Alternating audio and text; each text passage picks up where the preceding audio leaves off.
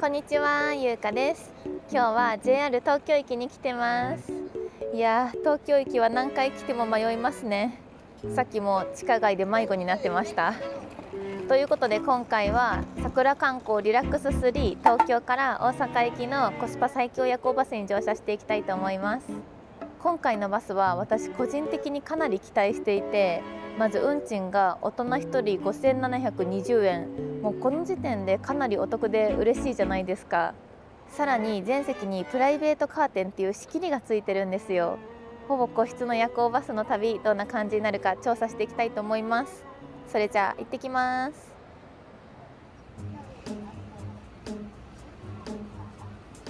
今回のターミナルはいつもの八重洲南口じゃなくて丸の内梶橋駐車場の方なんですよね。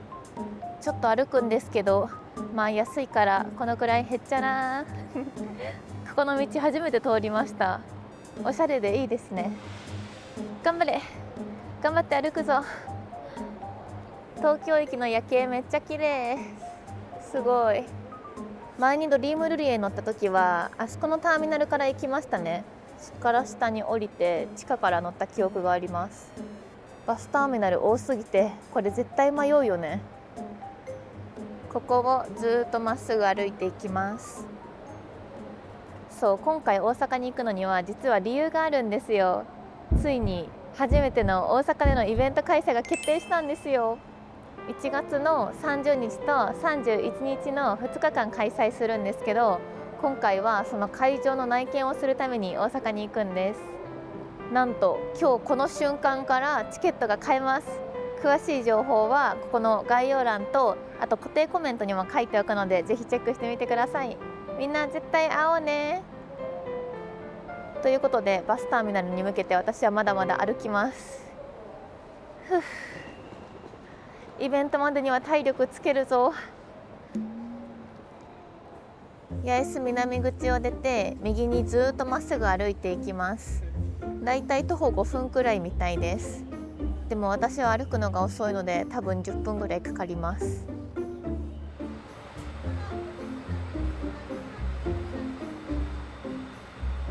20分発京都梅田難波行きの桜高速バスアットライナー AT72DB は6番乗り場で受付です。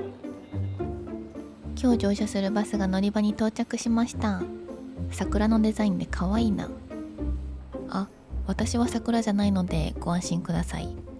それでは早速乗車していきましょう。おお、こういう感じになってるのか。左右の席にはカーテンがあるけど真ん中の席は結構丸見えですね。私の席は窓側の 6C で一応女性と男性でエリアが分かれてるみたいです。カーテンを閉めてみるとこんな感じでかなりプライベートな空間になります。やばい、来るぞ。完全個室ではないけどこれなら変な寝顔で乗客をびっくりさせることもなくて安心して爆睡できそうです。出発時間が近づいてきて運転手さんがバスに乗り込んできました。いよいよ出発です。お、動き出しました。今の時間は23時20分。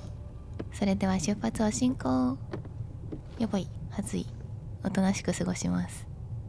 シートベルトは夜行バスでは珍しい3点式になっているので寝落ちしても安心ですね。さすがリラックス3、お名前にふさわしい快適さです。これなら約10時間の移動も耐えられそう。東京駅を出発して数分であっという間に皇居のあたりまで走ってきました。私昔皇居ランに憧れてた時期があって一回靴と服を揃えて挑戦したことがあるんですよ。1.5 キロ走ったところで驚くほどに自分に体力がないことに気づいてラーメンを食べて帰ったしょっぱい思い出があるんですよね。夜行バスから眺めるくらいがちょうどいいですね。自分で運転してるときは夜景ばっか見てると夜景に捕まってしまうので気が楽です。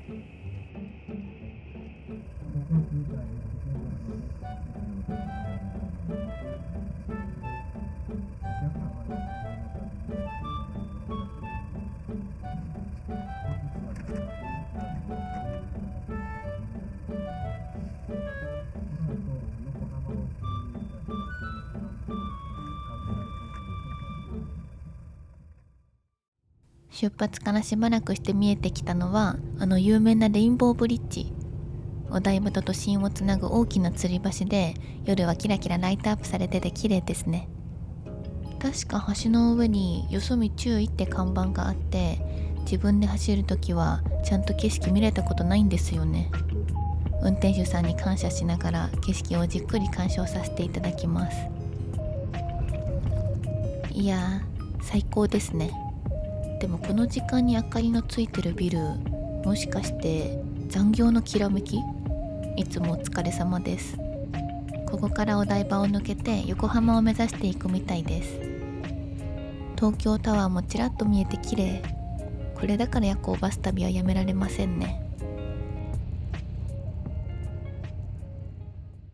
それでは車内が明るいうちに座席紹介をしていきたいと思います。まずはシートピッチ。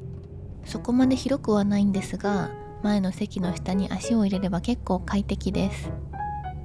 座席の前には足がしびれた時に助かる手すりとちょっとした荷物掛けがあります。リュックとかはちょっと厳しいかもですね。ポケットには桜観光の安全のしおりが入っていて、目を通していたら衝撃の事実が判明。なんとこのバス、車内では禁酒だそうです。あっちゃー。缶ビールにぴったりなホルダーもあったんですけど、まあ禁酒中なのでね、全然へっちゃらです。あとは足元にフットレストがあるのは結構ありがたいなって思いました。そして今回の目玉、プライベートカーテン。全然透ける感じもなくて、隣の人と寝起きで目が合うなんて心配もなさそうです。天井には風量の調節できるエアコンと読書灯もついていたんですが、なぜかこれは使えなくなっていました。座席機能はこんな感じで、かなり盛りだくさん。うまく使いこなせるように頑張ります。座席左のレバーを引くとレッグレストがご登場してくれます。これ意外と助かるんですよね。寝て起きた時の疲れ方が全然違います。あとはタイプ A の USB ポートがついていたり、右の肘掛けを跳ね上げてみると、ここにはコンセントもしっかり完備されていました。横向きだと走行中に外れることが多いので、これは高得点ですね。そしてこのレバーがリクライニングになります。まだまだ機能が隠れてます。左の肘掛けには秘密の扉がついていて、じゃーん、小型テーブルが隠れてました。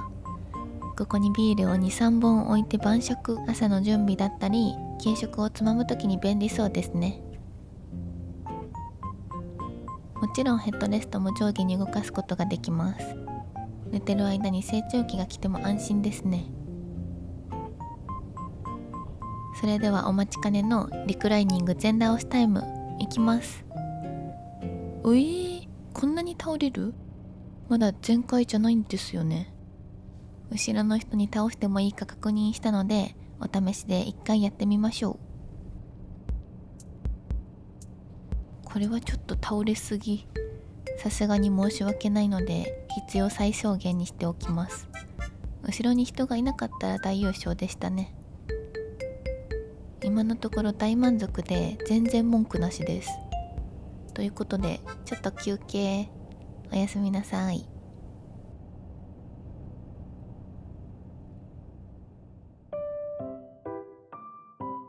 出発から1時間経って横浜シティエアターミナルに到着しました。 JR 横浜駅から徒歩4分のターミナルなのでアクセスもいい感じですね。ここからは京都まで3つのサービスエリアを経由して向かっていきます。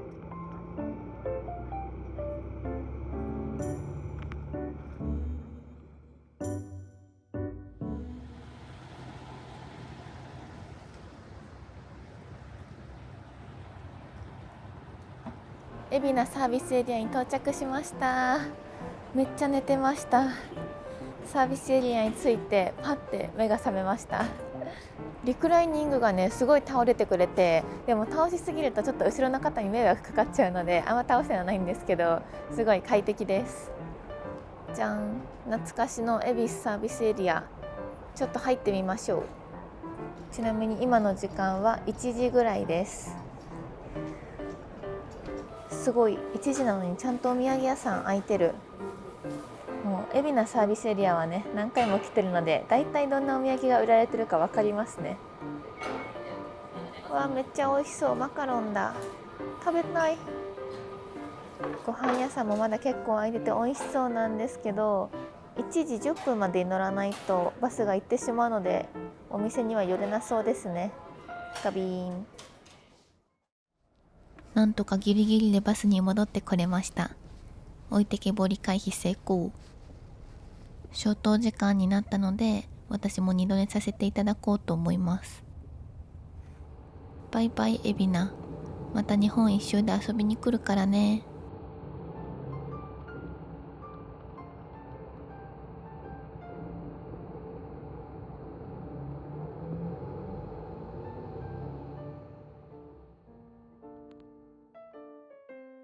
2回目のサービスエリアに到着しました。森町なんだけどめっちゃうちの近くだ。びっくりしためっちゃ爆睡しててここどこってなってたんですけど実家の近くまでやってきました。やばい、寝起きで目がパチパチする。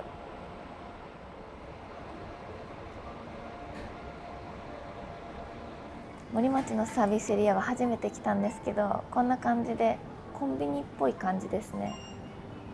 中はそんな広くないけど空いてるのはありがたい。さすがに限界なので再びの就寝タイム。それじゃあ明日の朝までおやすみなさい。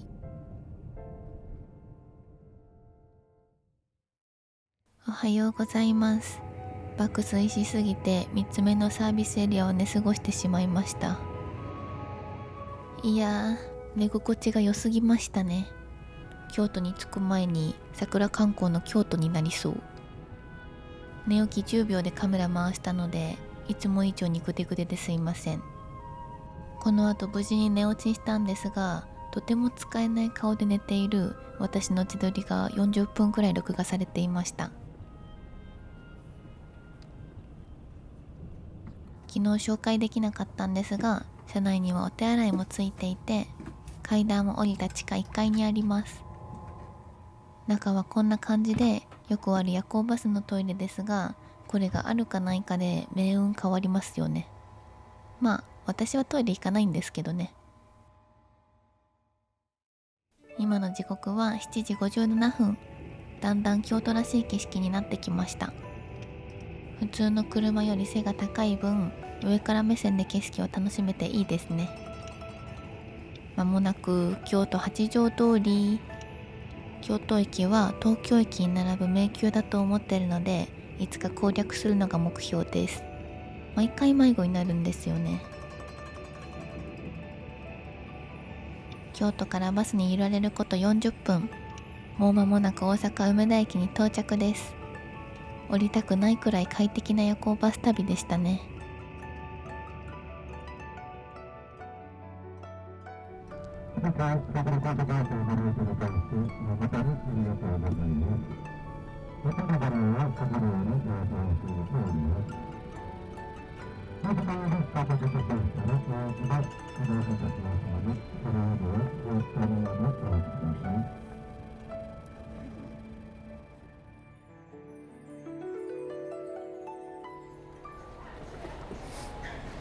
ありがとうございました。ありがとうございました。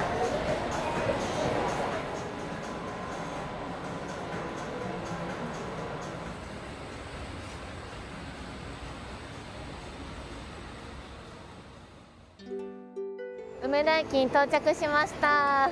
ちょっと寝起きすぎてマスクで失礼します。これからイベント会場に向かおうと思います。私大阪全然詳しくないので私も一応ナビしながら行くんですけど関西の人だったら多分みんな知ってると思うんですけどヘップ5というところにあるヘップホールに行きたいと思います。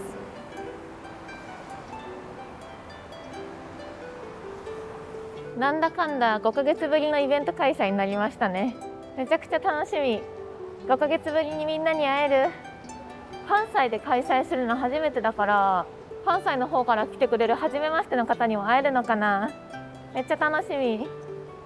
まあ多分関西の方だったら道案内大丈夫だよいらないよって思うかもしれないんですけど、一応ね他の県から来てくれる方のためにも軽く説明したいと思います。って言っても多分説明できるほど私全然わかんないんだよな。多分梅田駅からすぐなんですよね。徒歩5分って書いてありました。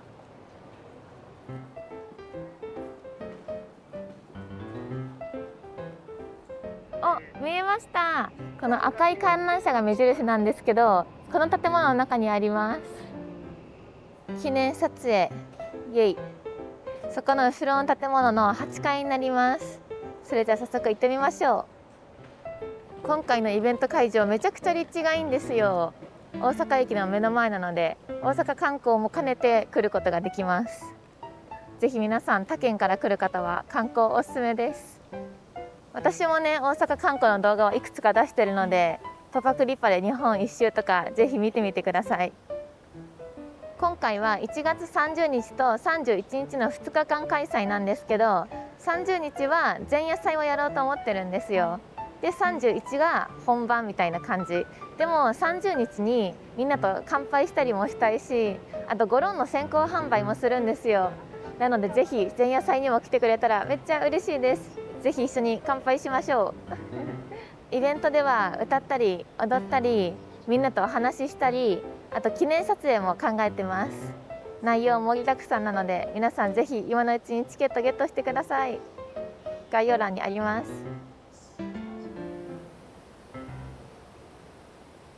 ということでお見せできるのはここまでなんですけど、当日ぜひ皆さんお待ちしてます。はい、今回は初めて桜観光リラックス3に乗車してみたんですけど、やっぱりプライベートカーテンがあるのはいいですね。やっぱ寝顔とか見られるのすごい恥ずかしいので、自分の変な寝顔見られなくてよかったです。ただ結構全体的に少し狭くて、特に通路がすごい狭かったんですよ。もし乗る予定がある方は運転席側の列、運転席から見て左側の列を取るといいかなって思いました。そっちの方がね少し広かった気がします。でも普通の4列夜行バスと比べたら全然快適だったので、5720円でこれだったら全然ありかなって思いました。また大阪に来るときはぜひ乗りたいなって思います。ということで今回も最後まで見てくれてありがとうございました。